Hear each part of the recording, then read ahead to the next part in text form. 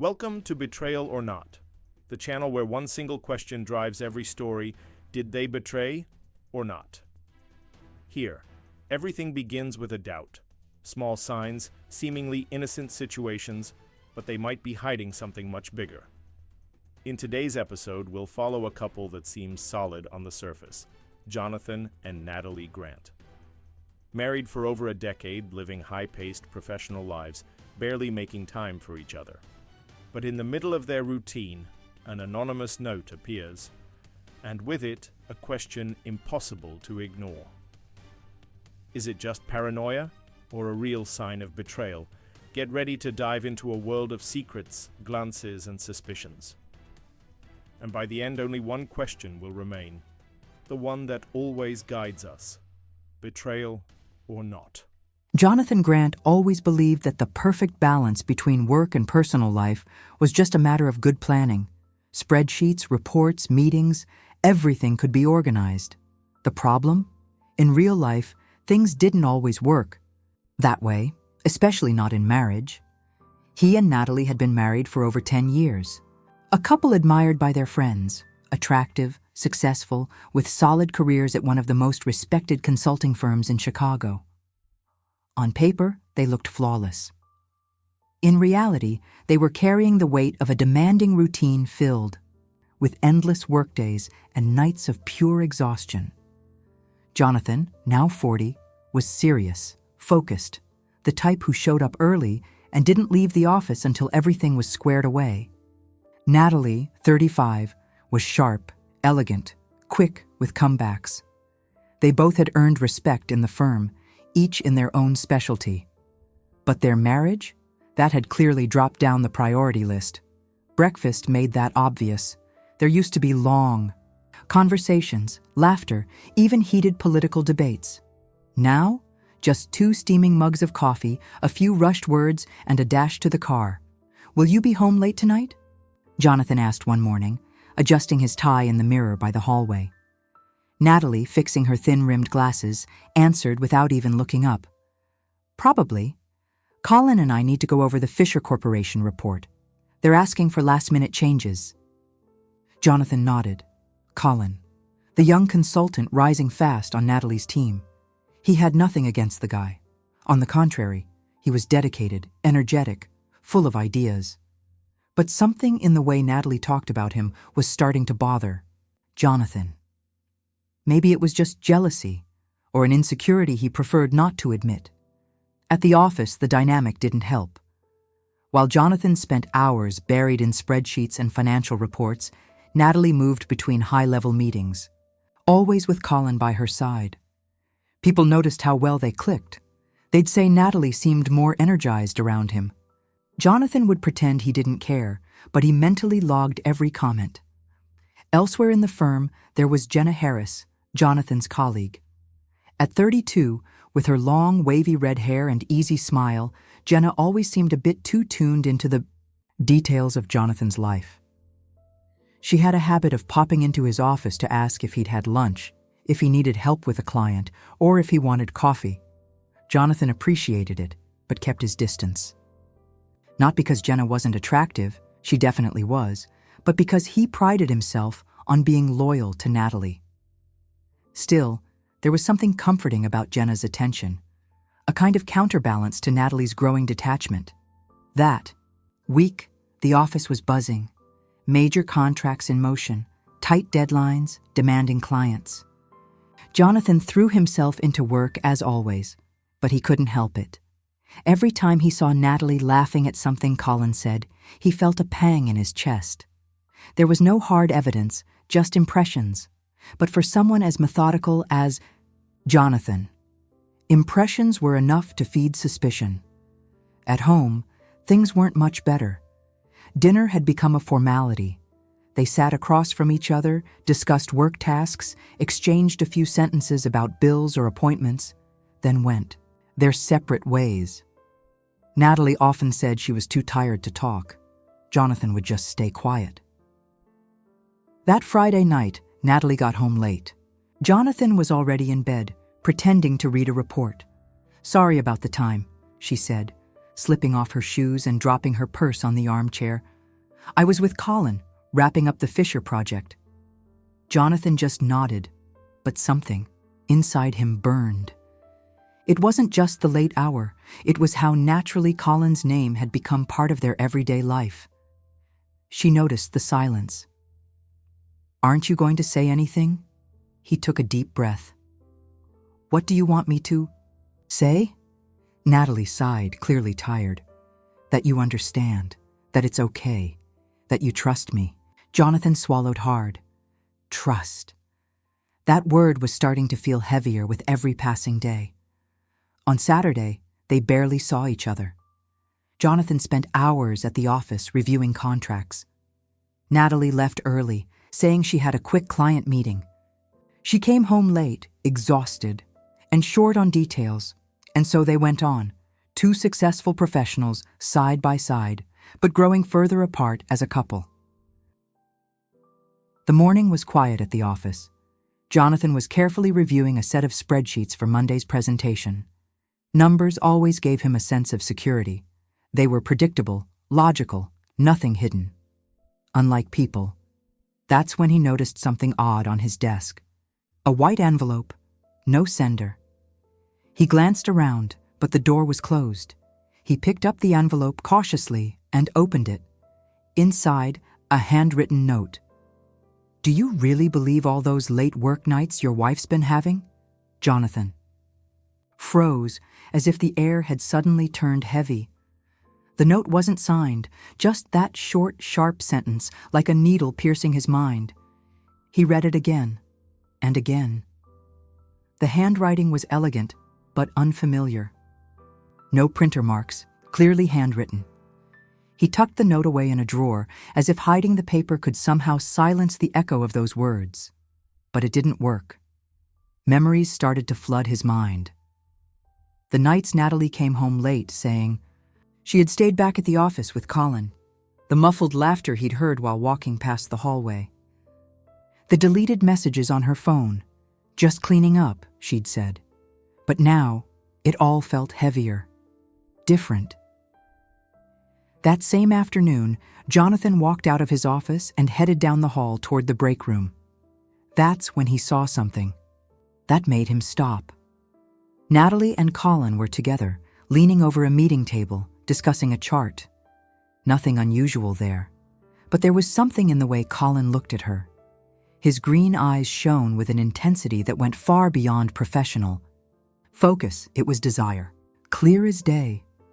Natalie seemed indifferent, or maybe just focused on the task. But Jonathan caught that look the way someone catches a silent confession.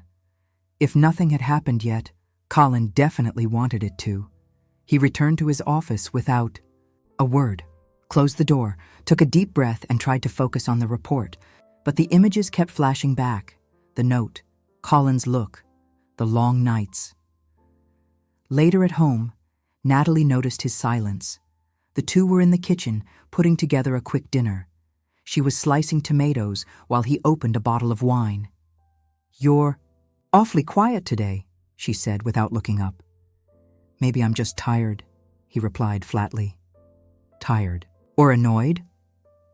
She raised her eyes, studying his face. Jonathan gave a small smile, but it didn't reach his eyes. "Depends. Annoyed with numbers? Or with people?" "People, I imagine."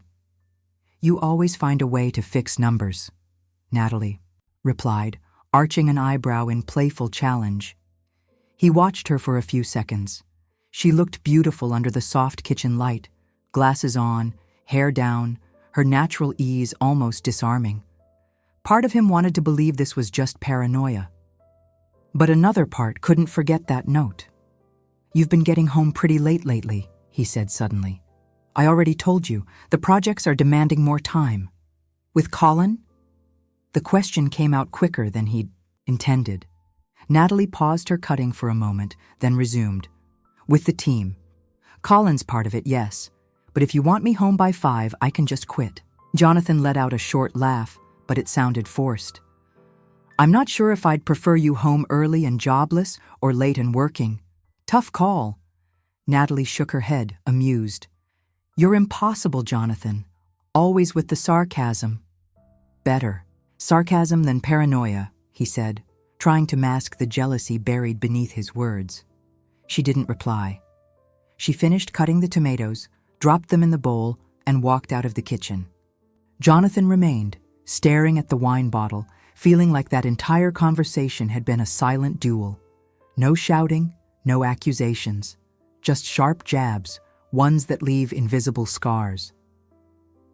Later, while Natalie showered, Jonathan went to the home office and opened the drawer.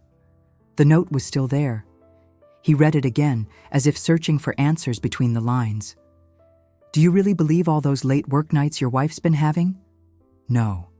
He wasn't sure of anything anymore. Do you really believe all those late work nights your wife's been having? One simple line on an anonymous note. But enough to mess with anyone's head. Jonathan could have just thrown it away and moved on. But could he really? Because let's be honest, once someone plants that kind of doubt, the mind doesn't need proof, just a look, a gesture, a laugh at the wrong time, and boom. But here's the real question. Is the note revealing something, or creating something that was never there? Ever since that note, Jonathan started noticing every little detail, as if the world around him had shifted shades. Natalie's phone calls, the way she smiled while replying to messages, even the simple act of reapplying lipstick before stepping out of the room. Suddenly, everything took on a suspicious new meaning. The next morning, he arrived at the office earlier than usual. The floor was still quiet. Most employees hadn't shown up yet. That's when he heard muffled voices coming from the meeting room. He walked closer, careful not to make a sound. The door was slightly ajar, and through the gap, he saw Natalie and Colin standing side by side, leaning over the table. They were discussing something animatedly, faces close, laughing quietly from time to time. Nothing about it screamed affair, but the closeness instantly bothered him. You really think this will work like that? Colin asked, adjusting his glasses. Trust me, Natalie replied with a smile. With a few tweaks, the client won't even notice the shift in approach. Jonathan stood frozen. It wasn't just what they were saying, it was how. The way Colin looked at her went beyond anything professional. There was a gleam in his eyes, and for a moment, Jonathan was certain that Kid wanted his wife. Natalie, on the other hand, seemed focused on the project. But would it be too naive to believe that? He stepped back before they noticed him and returned to his office, heart racing. He tried to rationalize. Maybe I'm overreacting. Maybe that note just messed with my head more than I can admit. But the image lingered. Those two laughing together, leaning in like they shared something more than work. That afternoon, during a team-wide meeting, another unsettling moment caught Jonathan's eye. Colin presented a pitch on the projector, and at the end turned toward Natalie. It was her idea, he said with a knowing smile. She lifted her eyes and just smiled back, neither confirming nor denying. It looked simple, but to Jonathan it felt like a code between them, and that's when Jenna showed up. Jonathan, do you have a second? The associate consultant asked, approaching with her usual efficient air. They stepped into the hallway, reviewing a report. Jenna, as always, was helpful, organized, ready with a solution. But there was something in the way she looked at him that made him uneasy. Not overt, not inappropriate, just a little too attentive. You look tired, she said, almost maternal. Maybe you need to take better care of yourself. Jonathan thanked her, unsure how to respond. She gave him a soft smile and walked away, leaving behind a strange feeling. Am I seeing things in everyone now? That night at home, Jonathan couldn't hold back the urge to poke. You're late again, he said, trying to sound casual. Natalie was in front of the mirror, calmly removing her makeup. We had to revise the presentation. Colin couldn't finish the report on his own. Jonathan raised an eyebrow. Seems like you've been spending a lot of time with him. She turned slightly, catching his gaze in the mirror. It's work, Jonathan. I don't know why you're making it sound like something else. He sighed, the doubt gnawing at him. I just think you've been different. Natalie turned slowly, resting one hand on her hip. Different how? Jonathan hesitated, almost mentioning the note, but held back. Maybe it's just in my head. She wasn't satisfied. Or maybe it's jealousy, isn't it? She said, eyebrow raised. You've been obsessing over Colin. But tell me, something? What about Jenna? I see how she looks at you at the office, always eager to please, always at your service, but I never made a scene when she's around, not until now. Jonathan frowned. Oh, come on, that's not the same. He looked away, tired, rubbing his face. You know what? Forget it. I'm exhausted, Natalie. His tone signaled the end of the conversation. She smiled, but there was something mysterious in it. Sometimes the things in your head turn out to be real, other times not. Maybe you're just tired. She tapped the floor lightly with her foot, as if her words were a joke. But to him, it felt like a provocation. The next morning, Jonathan walked into the office once again with a head full of doubt. Passing by the break area, he saw Colin and Natalie talking again. Colin leaned in to whisper something in her ear, and she laughed, tilting subtly toward him.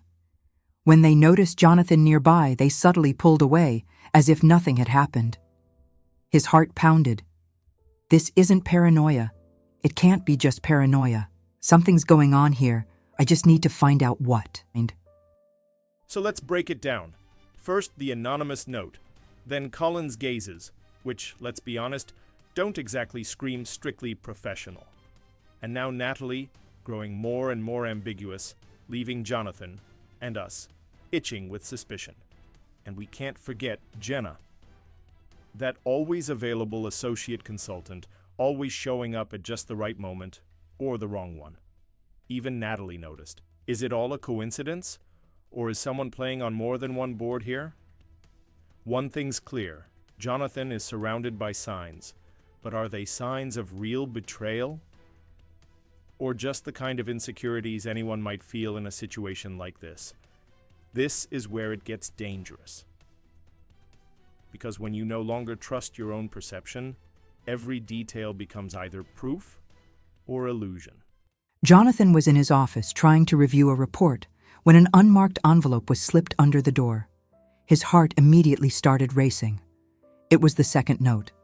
With trembling hands, he unfolded the paper. The elegant handwriting, the same as before, now carried an even more direct provocation. How long are you going to pretend you don't see what's right in front of you? Jonathan felt his stomach twist. This wasn't just a subtle suggestion anymore. It was almost an accusation, as if the author was mocking him, calling him blind. He leaned back in his chair, trying to catch his breath. The words echoed in his mind like a sentence. Pretend you don't see. Was that what he was doing? Pretending not to notice the signs? Natalie's endless evening meetings, the delayed replies to his texts, the new perfume, way too refined to be just a casual change. The way she rushed out every morning with excuses about deadlines and obligations, and there was more, the looks between her and Colin. Too subtle to be called evidence, but intense enough to make him uncomfortable. Jonathan found himself staring at the note again, as if the ink might give him answers. Who could have written it? Someone at the firm who saw something too? Or was it part of a cruel plan to poison his marriage? He had no answers, only questions, and they all pointed in the same direction. Natalie. He tried to refocus on the report in front of him, but the words blurred. The sound of typing from the hallway merged with the relentless pounding in his mind. Until he heard something that froze his blood. Voices. 2 voices he knew well, coming from the room next door.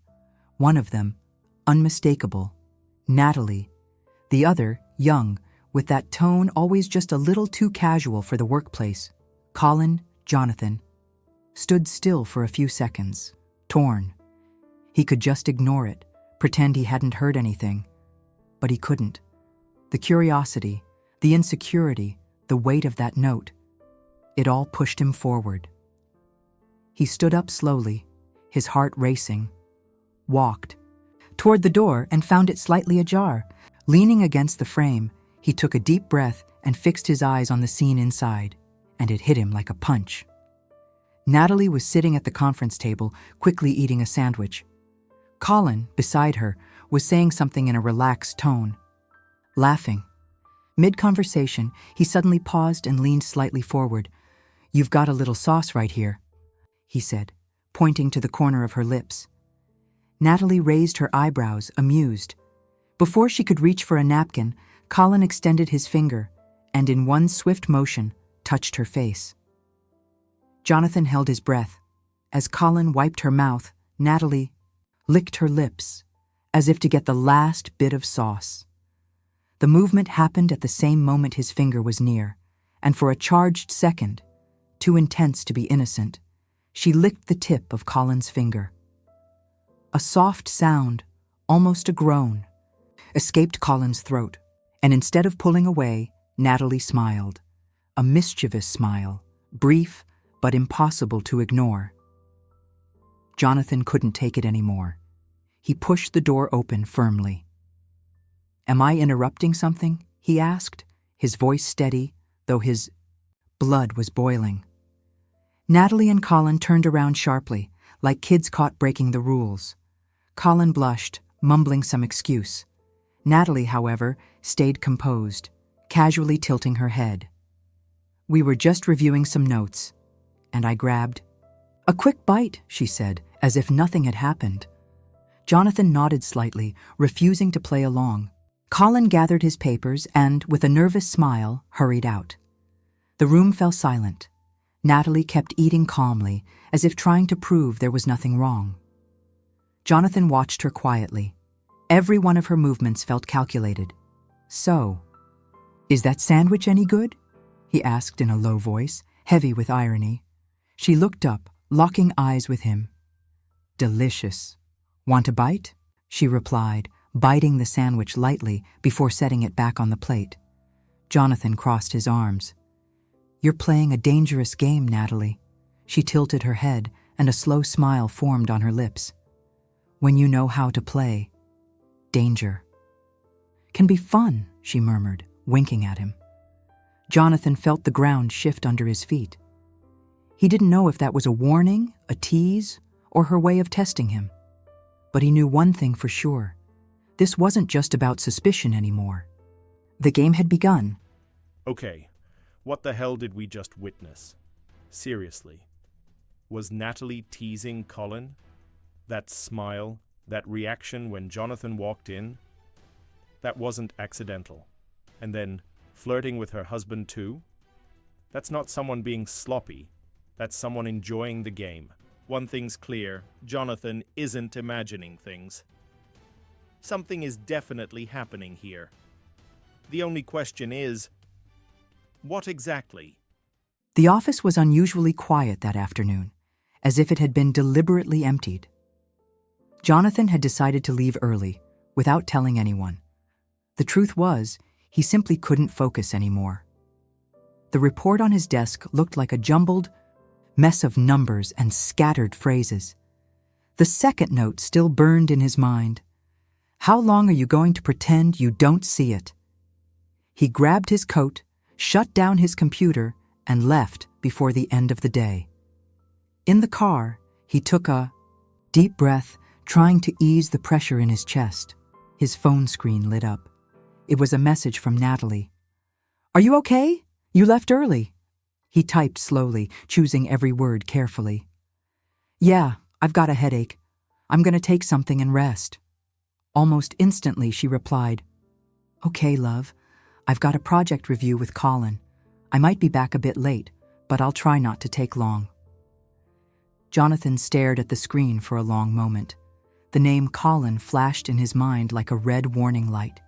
He gripped the phone tightly, swallowing hard. Project review, always a project, always him. Jonathan closed his eyes and let out a weary sigh. The words project and Colin echoed in his mind like a maddening chant. He tossed the phone on the nightstand and lay there, staring at the ceiling. He was in a bad mood, with no desire to do anything at all. Hours later, the office was nearly empty. It was past 8 p.m., and only one room remained lit. Inside, Natalie and Colin sat side by side, papers spread across the table. "We need to focus, Colin," she said, adjusting her glasses and trying to keep her tone firm. "If we don't finish this today, we'll delay the delivery to the client." Colin watched her closely, his gaze thick with desire. "You know it's impossible to concentrate when you're this close to me, Natalie." She sighed, like she'd heard it all before. "Colin, please!" But he was already standing, slowly circling the table like a predator stalking its prey. "You can't keep teasing me like this every day and expect me to pretend nothing's going on. I'm only human." Natalie looked at him, surprised, but didn't back away when he stopped just inches from her. "This is risky," she murmured. Colin pulled her in by the waist and pressed her against the wall. His lips trailed down her neck in intense kisses. Natalie let out a soft moan. "Colin," she whispered, his name escaping her lips like a forbidden secret. "Just 5 minutes. I need you right now," Colin begged, his voice desperate. And then he tore off Natalie's blouse, kissing her lips with passion. On the other side of the slightly open door, Jonathan stood in silence, frozen. The shock was suffocating. Every movement, every touch, every sound confirmed what he feared. There was no more room for notes, innuendos, or doubt. The betrayal was right there, in front of his eyes. I knew there was something going on. But damn, that fire. There's no room for doubt now. Natalie's cheating. And Jonathan doesn't just suspect it. He saw it with his own eyes. The real question is, what's he going to do about it? Will he bust them right then and there? Will he seek revenge in silence? Or is he planning something even more unexpected? I don't know about you, but I'm dying to find out what his next move will be. Hours after that night turned his world upside down, Jonathan arrived home. The living room was quiet, lit only by the dim light from the street. The clock read just before 9. There was no sign of Natalie. He walked slowly to the bedroom, yanked off his tie with a rough motion, and looked at himself in the mirror. The face staring back was that of a man who had just watched his wife give herself to another man, and still said nothing. He took a deep breath, stepped into the bathroom, and let the hot water run over his shoulders. He wasn't just trying to wash off the day's fatigue, but also the images hammering in his mind. When he laid down, the pillow felt like stone, but to his surprise, he fell asleep quickly. The weight of deciding not to make a decision that night was stronger than any insomnia. The next morning, the smell of fresh coffee filled the kitchen. Natalie was there, impeccable as always, fitted blazer, hair neatly tied up. Jonathan walked in, adjusting the sleeves of his shirt, pretending everything was normal. "Sleep well?" she asked, offering a faint smile. "Enough," he replied, controlling his tone. "And you?" "Late, but I finished what I needed to." He nodded, sipping his coffee in silence. He didn't mention Colin. He didn't mention what he had seen, and most of all, he didn't mention what he had done afterward. The office was quiet that morning. Jonathan tried to focus on the reports, but his mind was elsewhere. Images from the night before appeared in painful flashes, his wife pressed against a wall, Colin's ravenous kisses, the muffled sound of a moan. He closed his eyes, took a deep breath, and leaned back in his chair. The door opened slowly. Jenna walked in with a folder in hand. She wore a dark pencil skirt and a light silk blouse, formal enough but soft. Still, it was her eyes that stood out, direct, almost intimate. "Can I?" she asked, closing the door behind her. "Of course." She took a few steps forward but didn't place the folder on the desk. She just stared at him for a few seconds. Jonathan held her gaze but didn't say anything. A tired half-smile escaped his lips. "It was you, wasn't it?" "The notes?" he asked in a low voice. Jenna nodded firmly. I didn't want you to be made a fool. You didn't deserve to be lied to like that. Her confession wasn't a surprise. It only confirmed what he had already suspected. Jonathan sighed, rubbing his unshaven chin. I know, and thank you. But now, I need to think. I can't act. Without knowing my next move, she walked over to the sofa, placed the folder on the side table, and sat down, crossing her legs. Jonathan stood slowly, turned the key, and locked the door. The sharp click of the lock echoed in the room. A quick meeting, he said, walking toward her. He sat beside her, eyes locked. His hand slid down her thigh, under the fabric of her skirt. I'm stressed, Jenna. Last night you were incredible, but now we don't have much time. She smiled, biting her lower lip, and reached for his belt, unbuckling it slowly. Flashback on. The night before. Jonathan had frozen in the doorway of the office. He saw what he needed to see. Natalie pinned against the wall, Colin devouring her with kisses. The sounds of the two filled the room. He couldn't take it. He left before they noticed him, heart pounding. In the parking lot, he sat inside his car, disoriented, unable to start the engine. That's when a soft voice broke the silence. Jonathan? Are you okay? It was Jenna. She approached carefully, eyes filled with something between concern and anticipation. He couldn't hide it. I saw them. She bit her lip, then gently touched his shoulder. You don't deserve this, but you don't have to face it alone. He didn't reply. He just let her take the keys from his hand and drive. When she asked if he wanted to go home, Jonathan shook his head. He wasn't ready. Then let's go to my apartment, she offered. He didn't resist. In her softly lit living room, she offered him a drink. They talked about random things, but every pause was charged with tension. Jenna got closer, took off her coat, and let her red hair fall loose over her shoulders. Her gaze was no longer hiding anything. Jonathan hesitated, but once he acted, there was no turning back.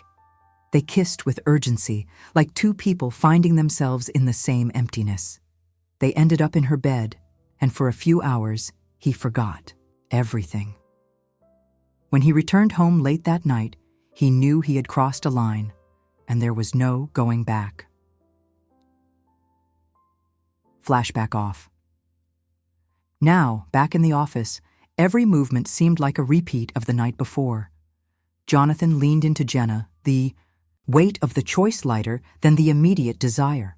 She welcomed him with a satisfied smile, like someone who had won.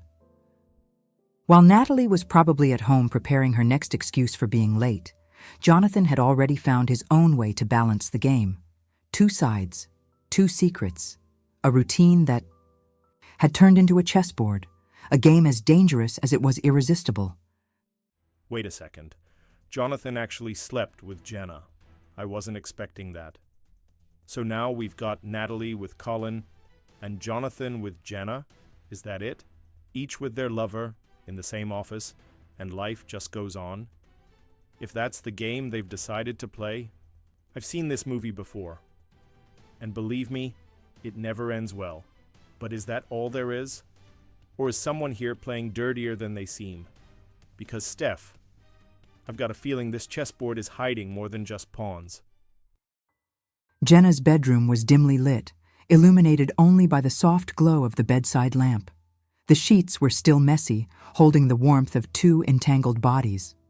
Colin lay on his back, breathing deeply, content. Jenna rested her chin on his chest, her eyes sparkling with triumph. Who would have thought, huh? She said with a sly smile. Everything is going exactly as we planned. Colin ran his fingers through her hair and chuckled softly. Yeah, Natalie already fell into my trap. And you're this close to getting what you want from Jonathan, too. He turned his head to stare at the ceiling. Now there's just 1 step left. They won't hold out for long. They'll split up soon. And then, we'll be free to do whatever we want. Jenna giggled with that almost innocent look she wore, so well at work, but now it was pure irony. You and Natalie will shine as a couple, and Jonathan and I will be the new power couple of the firm. Who knew 2 simple notes would start all this? They laughed together, completely confident, thinking they were in full control. Colin pulled her closer and kissed her hard. Between kisses and muffled laughter, they felt victorious.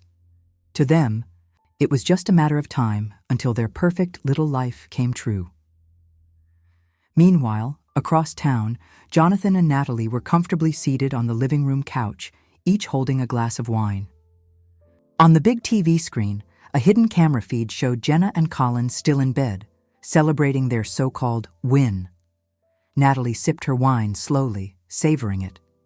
"They really think we're idiots, don't they?" she said, almost laughing. Jonathan shrugged but couldn't hide his satisfied grin. Apparently. But idiots don't install hidden cameras in a coworker's house, do they? He remembered that night perfectly. While Jenna thought she had seduced him, Jonathan had discreetly planted a small camera in one corner of her bedroom.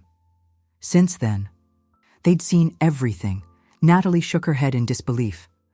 "I already suspected something between them, but when she started flirting with you, that sealed it. And then that little note. That's when I realized, if they wanted to play, we could play better." Jonathan leaned back on the couch, eyes locked on the image of Colin stroking Jenna's hair. "They think they're the ones in control, but they're just pawns on our board." Natalie smiled and set her wine glass down on the table. "You know what? This is actually fun." Jonathan turned to her, surprised by the teasing tone. "Fun?"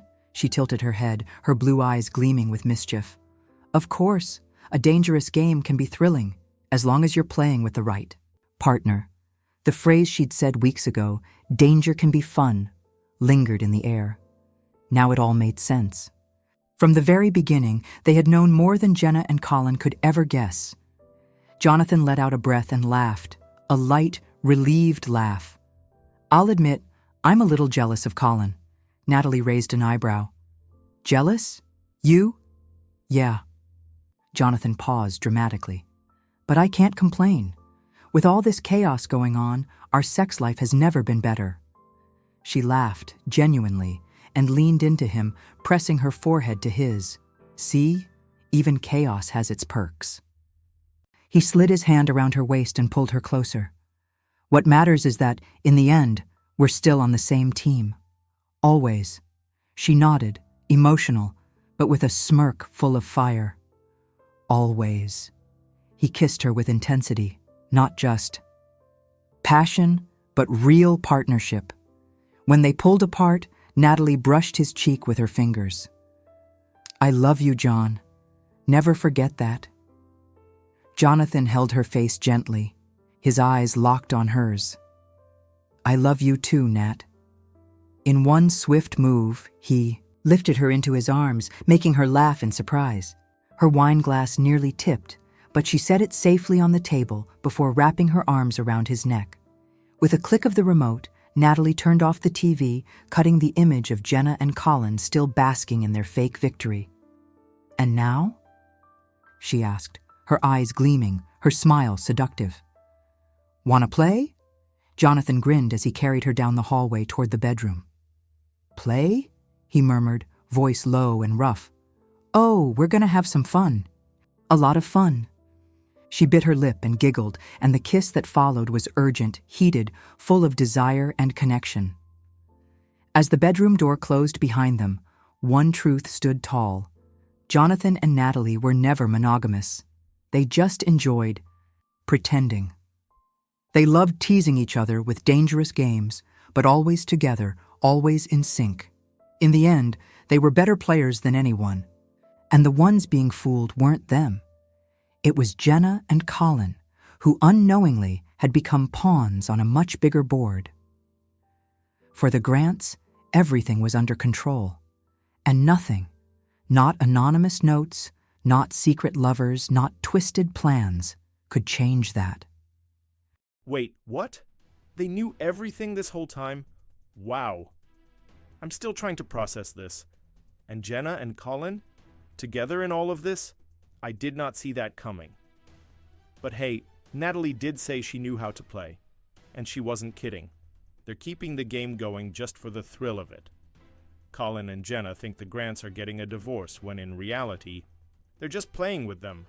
Now that's what I call revenge. Honestly, that was wild. Totally unexpected. They played the other couple, and kinda played us too. And you know what? If it works for them, if they're in love, more connected than ever, and having better sex than before, who am I to judge? If you enjoyed this story, don't forget to subscribe to the channel, drop a like, and turn on notifications so you never miss an episode. And check out the next video recommended here on the screen. I know you're gonna love it. I'll see you in the next episode of Betrayal or Not.